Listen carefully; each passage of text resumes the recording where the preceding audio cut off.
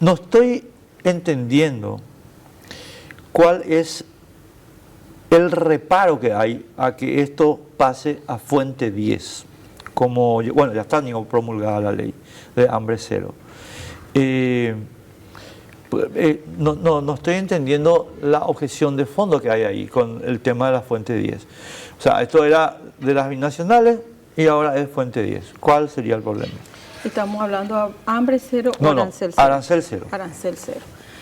No, en realidad yo creo que vamos a hacer un poco de historia. El proyecto de ley era solamente de hambre cero y lo que plantea el proyecto de ley es que hay unos fondos de fondo 10 que históricamente se aplican al almuerzo y a la merienda y el proyecto plantea sacar fondos del FONACIDE para colocarlos en el proyecto hambre cero. Y ahí se comenzó a hablar qué pasa con el arancel de los estudiantes y los otros 6 programas.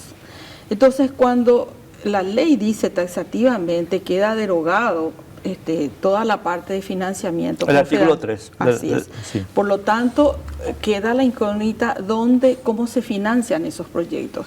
Y cuando se le pregunta al ministro de Economía, él dice, no, nosotros vamos a calzar con fuente 10. Entonces, allí viene la primera pregunta. Si uno tiene un programa hambre cero y tiene 6 programas acá, 7 en total, estos con FONACIDE, estos con fuente 10. La plata de FONACIDE, que es fuente 30 para la gente que nos escucha, pasa acá. Y como queda ahí un agujero, la idea es que de un lugar C, que es fuente 10, se vaya acá. Entonces la primera pregunta que surge es, si hay la plata para hacer todas las dos cosas, ¿por qué directamente no se reforzó el programa hambre cero haciendo una ampliación presupuestaria con el monto que se necesitaba para llegar a los 300 millones de dólares? Y esto quedaba mientras cubierto. Y bueno, y ahí comienza una especie de explicaciones explicativas. Entonces comienza también la duda.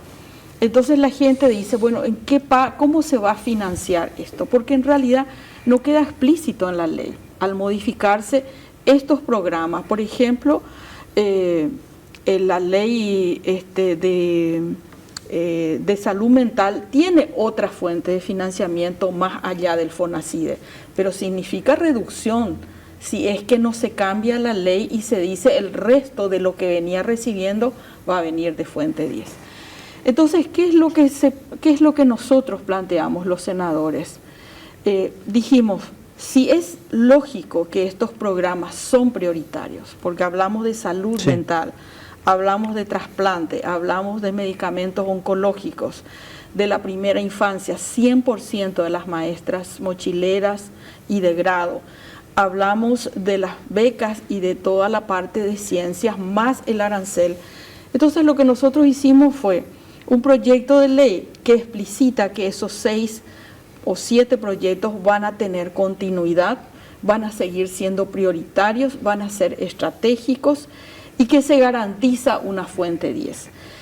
Y para que la gente entienda, pusimos 2 ejemplos que lo dijimos públicamente. Pueden ser esos, pueden ser otros, o puede incluso decir simplemente fuente 10. Porque lo que no puede quedar es el proyecto de ley sin recursos explícitos. Y ese es un poco el debate. Entonces, ¿qué hizo el gobierno? Dijo, bueno, hay una queja de los... Primero fueron los intendentes, y hay que recordar que Santiago Peña se reúne con ellos y les devuelve en FONACIDE la plata que correspondía a los intendentes. Podía haber hecho mismo con el arancel cero, pero deciden colocar en un artículo de la ley que se modifica ya. Y por lo tanto queda de alguna manera protegido el arancel cero, pero no los demás proyectos. Entonces, ¿cuál es mi propuesta y mi discusión personal? Es que el gobierno toma arancel cero, que cuesta 20 millones de dólares, y dice, sí, esto vamos a pagar, y vamos a hacer un decreto, y ahora están haciendo el decreto del superdecreto. Pero los otros 6, si también se tienen los recursos, ¿por qué no? ¿por qué no hacer una ley explícita que quede garantía? Y le agregamos a la ley una serie de protecciones. Por ejemplo, que los siguientes presupuestos no sean menor del 2024, que tenga un crecimiento que sea acordado para que no se quede en un monto estático, que tenga un indicador para que podamos, así como hicimos con la pandemia, que le pusimos un indicador para que si comprábamos un respirador era con la plata de los préstamos o era la plata normal, digamos, que recibía el ministerio. Y eso nos permitió hacer la trazabilidad de lo que se gastó en la pandemia con el dinero de los préstamos. Y bueno, entonces le dimos algunas cosas que pudieran realmente de alguna manera blindar y garantizar que los 7 programas sigan siendo prioritarios. Y me puede venir alguien a decir, Esperanza, pero Fuente 10 es una bolsa grande y se puede no cumplir porque, no sé, hay otra pandemia y tenemos otros gastos y no alcanza, entonces se puede reducir. Pero cuando le entregamos a los jóvenes un proyecto de ley, Enrique, ellos tienen una herramienta para pedir. Pasa este gobierno, el próximo presidente Enrique Vargas Peña, y Enrique dice, a mí no me interesa la ley Anita, voy a priorizar otras leyes o otros programas, porque finalmente un gobierno prioriza en qué va a gastar. Y los jóvenes y los sectores involucrados puedan venir a la autoridad de turno a decirle, miren, ustedes, acá hay una ley que protege estos derechos que son importantes y queremos que se cumpla. Perfecto. Perdón. Ahí, Esperanza, yo entro con un par de cosas que quiero plantearte, perdón, pido disculpas. Es la siguiente. Para que la gente no se confunda, porque, estimado amigo, hay una especie de tendencia a complicar el lenguaje, y no estoy hablando de Esperanza, estoy hablando en términos generales del debate público paraguayo. Y yo sé que mucha gente sabe lo que voy a decir, pero quiero decirlo para que quede bien claro. Fuente 10 es el presupuesto general de ingresos tributarios y Fuente 30 las binacionales y compañías. Es decir, ingresos que son propiedad del pueblo paraguayo, pero que no son tributarios, digamos. Que se cobran. Que se cobran. En este caso... Entonces, cuando vos escuchás Fuente 10, Fuente 30, no te vayas a asustar, no es de otro planeta. Esto es de los impuestos y esto es de nuestros negocios. ¿Ok? Muy bien. Entonces, aquí pasa lo siguiente, Esperanza, y dejo un ratito aparte la lista de proyectos que vos presentaste, que yo personalmente no tengo nada que objetar, pero sí arancel cero. Porque arancel cero se les dio a los estudiantes que están en protesta todo lo que pidieron. Esto se incorporó al artículo 9 de la ley que modifica la redacción de la ley 6628 para que justamente los fondos de arancel cero queden garantizados de Fuente 10. Acá Esperanza acaba de decir una cosa que a mí me hiciste la noche, ya te cuento. No sé si te va a poner contento o no, pero me hiciste la noche. Excelente. Arancel cero ya quedó protegido. Entonces, ¿por qué sigue la protesta?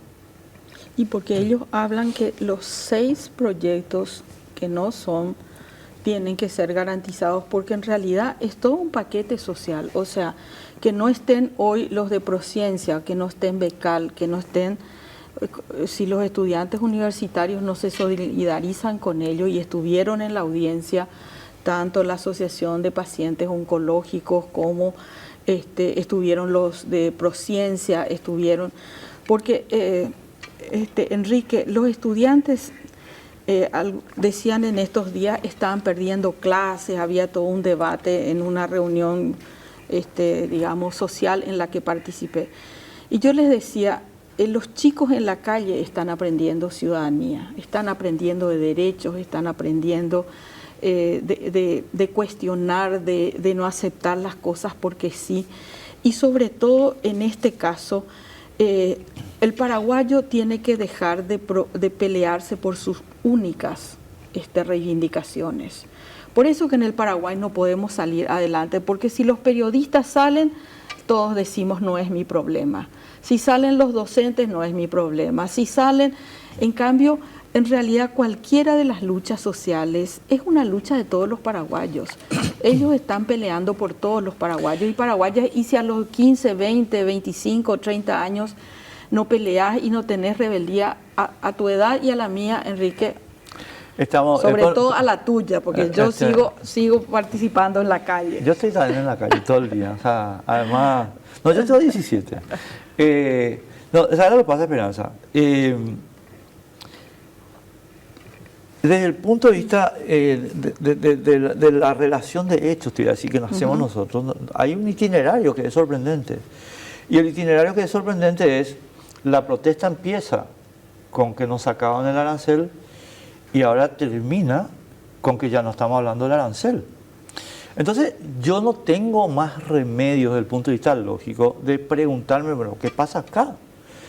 A ver, Esperanza, yo entiendo, quiero que sepas que entiendo perfectamente el marco de solidaridad del que vos estás hablando. Yo no voy a discutir eso. Lo que estoy diciendo es que acá empezaron y ahora están acá y no va a terminar la protesta. Y por eso es que yo estoy diciendo, y te tiro esto para que vos me putees, me digas lo que te parezca, señores, evidentemente acá alguien quiere generar una crisis, porque este tema con el que empezó ya se solucionó. Mira, Enrique, en este momento, en el debate entre los jóvenes, hay incluso algunos que dicen hay que derogar la ley. Hay algunos que están en desacuerdo con todo el proyecto de ley y nosotros intentamos rechazar la ley. O sea, los debates comienzan con una situación, pero los debates también evolucionan en el tiempo.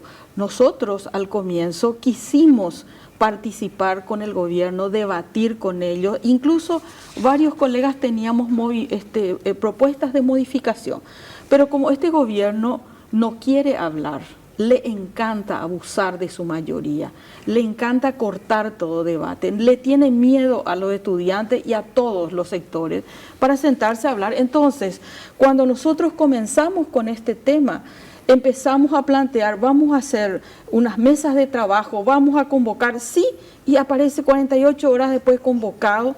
Cuando nosotros vamos a tratar el tema, le dijeron a varios sectores, aprobemos en general y después vamos a escuchar. Se aprobó en general, los que no le creímos al gobierno, votamos por el rechazo. Aunque no estamos con el rechazo de la idea, estábamos el rechazo de cómo se fue organizando el procedimiento y muchas cosas que quisimos cuestionar. Y bueno, ¿y qué hizo el gobierno? Creyendo que cuando comenzaba la propuesta estudiantil, el debate estudiantil, porque los chicos están debatiendo, Enrique, y claro que crece el pensamiento. Cuando ellos vinieron a plantear, me dijeron a mí, Esperanza, ¿se puede hacer una ley de derogación? Claro que se puede hacer una ley de derogación. Pero eso, nosotros tenemos 8 votos y necesitamos 12 para pedir una extraordinaria. Pero si quieren pedir la derogación, están en todo su derecho. Y si quieren blindar el coso, ya está blindado. Y si quieren que todos los proyectos, entonces hay que ir por el lado de un proyecto de ley que garantice, porque el decreto no les va a garantizar. Y todo ese es un proceso de debate, de construcción. Por eso es que yo te digo que se están convirtiendo en ciudadanos. Porque no es que votaron por una cosa, le dimos ya. No, creció el debate, creció hasta la ciudadanía. Hoy entiende qué está pasando y ya sabe que el problema no es nomás la merienda y el almuerzo, sino que esto afectó a una serie de proyectos que cómo no van a debatir los estudiantes. A ver, yo durante todos estos días estoy recordando que yo fui presidente de Centro, estimado mío, y fundador de la FEU. Nadie cree, ¿verdad? No, es cuestión de... yo fui presidente de Centro y fundador de la FEU, y entiendo perfectamente el rol del que está hablando Esperanza, del estudiantado y la vocación. Lo entiendo perfectamente y yo estoy repitiendo lo que yo fui porque quiero dejar en claro que yo no estoy discutiendo, mi querida Esperanza, ese papel. Ahora, vamos a hilar más fino en el debate. Nada que discutir sobre eso, pero acá empezó acá y terminó acá. Y entonces la pregunta es, el itinerario, ¿quién lo conduce? Porque yo tengo una idea que te voy a expresar, por supuesto, porque esa es la razón de la invitación. Aquí yo creo que lo que se está discutiendo realmente no es el arancel o el hambre o los proyectos que vos estás mencionando, no. Acá lo que se está discutiendo, Esperanza, y esa es la razón por la que yo le critico a los chicos que están protestando, porque uno también tiene que mirar si hay doble, triple o cuádruple intención. Y uno, aunque sea joven, no tiene que ser ingenuo. Entonces, espera un momento. ¿Cuál es la razón filosófica acá? ¿Cuál es la diferencia entre la ley de Fonacide y la ley de hambre cero? Y yo te voy a decir, para que vos puedas contestar. La diferencia, estimado mío, entre Fonacide, ley de Fonacide, la 4758 creo que es, y la nueva ley, es que el Congreso controla. En la ley de Fonacide, el 30 y tanto % que el artículo 3 le destinaba al FEI, no tenía control del Congreso ninguno. Y ahora sí. Entonces, espera un momento, me están diciendo que es pro democracia, una protesta que lo que pretende es eliminar el control del Congreso. Negativo, yo no puedo aceptar eso. Pero no es correcto lo que decía Enrique. Te estoy escuchando. O sea, el proyecto del FEI, manejado por el o sea, financiado por el Fonacide, hoy desapareció. Ya, por eso está derogado. Está derogado. Y por eso están enojados. Pero todos los proyectos pasan por Contraloría, todos son No, pero Contraloría no es el Congreso, Esperanza. Pero claro que se vota, todo lo del FEI se vota en el Congreso. No, el FEI, Lo que no se vota es el porcentaje que ya está establecido en la ley. Una Pero cosita yo para aclarar, para aclarar, sí. o para que yo vine, esta es un presupuesto. Sí. En cómo se gasta. Sí. Y acá están todas las fuentes y esto se vota en el... Sí, pero en la Ah. disposición del artículo 3 de la ley de Fonacide, Sí. que está derogado ahora, eso no tenía control del Congreso. ¿Por qué? Porque era fuente 30. ¿Y quién dice que fuente 30 no convence? Porque ese es el famoso blindaje. Mentira. No es mentira. Pero tráeme aquí a cualquier persona que maneje presupuesto. Pero entonces todo lo que entra por fuente 30 no se controla. No, espera. No, yo ya sé por dónde viene. No, y estás planteando mal, Enrique. Me querés blanquear y encima no sabes cómo hacerlo. No, a ver. No, mira, vos querés venir otra vez que la ONG y nada que se le da a... Termino en eso, pero no. Sí, bueno, ese es tu trauma de las ONG. Sí. Pero decime, la ley Anita, ¿en dónde está el descontrol? Yo no te hablé de la ley Anita. Y en el arancel cero menos todavía. Yo no te hablé de arancel cero. ¿Y de cuál es lo que vos me hablas? Yo te estoy hablando de la derogada ley de Fonacide, artículo 3, inciso 2. Y bueno, pero y ahí están todos los proyectos, y todos los proyectos se controlan. No, espera, déjame... Pero hace 10 años yo sé que vos estás, pero déjame te voy a plantear mi punto para que, y rebatime. Por suerte traje acá, sí. te traje los presupuestos, hasta en qué se gasta. Y esto se vota. Fuente 10, déjame mirar porque... No quiero parecer vieja, sino intelectual. Por ejemplo, inversión física, adquisición de maquinaria, 7.000 millones. Adquisición de equipos de oficina. Esto se vota. ¿Me permitís? Sí. Esto es perdóname la ignorancia. Esto es todo lo de arancel cero, que es con fondo del Fonacide, fuente 30, lo que vos me estás diciendo. Bueno, no, atendeme mi punto. Sí. Pero me sorprende el número de la ley, nomás por la 6628 es el tema. Pero, espera, atendé, Esperanza. Lo que yo te estoy planteando es una cuestión previa y más, antes que eso. ¿Cómo era hasta la derogación de la ley? Vos tenías lo que se llamaba el blindaje. Entonces, había unos fondos de las binacionales, fuente 30, Y esos fondos entraban directamente en una especificación que hacía el artículo 3 de la ley 4758. Y decía, por decirte, y eso ya no, el Congreso ya no lo tocaba. Perdóname, voy a hacer de memoria, Esperanza, así que te pido disculpas si yerro con algún número, no sé. 15% a las gobernaciones, 30 y tanto por ciento a Fonacide, Sí. X% a no sé dónde y tal, y así, ¿verdad? Ahora, cuando vos entrabas ahí, te vas al artículo 14 de la ley. De la ley de Fonacide derogada, aunque el artículo 14 no está derogado. Ahí tenés. Ahí está, acá está, esta es la distribución. ¿Me podemos poner esto en pantalla un poco, sí, para que la gente vea lo que estamos hablando? Sí, quiero mostrar nomás cómo es la distribución del purete. A ver, ahí está. Bueno, esta era la distribución blindada. Si ustedes quieren ver esto en la ley, es el artículo 3 de la ley. ¿Qué quiere decir para vos blindar? Espera, ahí voy. Estoy en eso. Bueno. ¿Qué decía? Es que esto fue un gran acuerdo en el año 2012. Sí. Entonces, viene la plata de las binacionales y se tiene que distribuir con estos porcentajes. Sí. Y ahí entra, Esperanza, la cuestión que yo planteo. ¿A dónde se va el 26% del FEI? 26, ¿verdad? 26. Se va a un comité, estimado amigo, que está integrado por 8 personas, que no es el Congreso Nacional. Sabes que, Enrique, no sé quién te armó esto, pero... No, a mí no me arma nadie, sabes bien eso. Bueno, para ser bruja nomás, porque me dijiste que sea bruja. No sé, bruja, pero...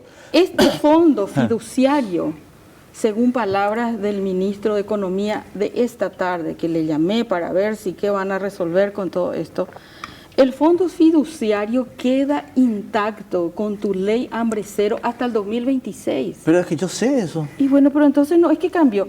Yo le voy a explicar a la gente a mi manera. El mismo cuadrito que les mostró Enrique. La ley, esta fue la plata que, en primer lugar, Lula y Lugo acordaron para que se le pague más al Paraguay. Sí, se convirtió en una ley Fonacide. De esa ley, fondos de excelencia son el 26%. La administración, esto se queda en el Ministerio de Hacienda, el 25%, una especie de caja chica. Los departamentos llevaban el 5%, las municipalidades el 20%, y los fondos de salud, que son esos 3 programas, 17%, y la gratuidad 7%. ¿Cuál era nuestro reclamo, Enrique Vargas Peña? Si el gobierno dice que se anula el artículo que distribuye esto, se anuló, sí, y lleva la plata, sí, quiere decir que hoy esto, que son más o menos 300 millones de dólares, se lleva para acá, y eso es con la que se paga el hambre cero ahora. Así mismo. Entonces, por ende, todos estos se quedan sin plata. Totalmente, hasta ahí estamos de acuerdo. Estamos de acuerdo. Entonces vinieron primero los intendentes y zapatearon, y no, mi presidente es ecorreligionario, y entonces el presidente desistió de sacar el 20% y le dejó. Entonces la ley es por el 80%. Entonces, si acá se va el 100% de la plata a hambre cero, la pregunta es ¿dónde, con qué plata se paga? Y ahí viene la segunda cosa, entonces va a ser con fuente 10.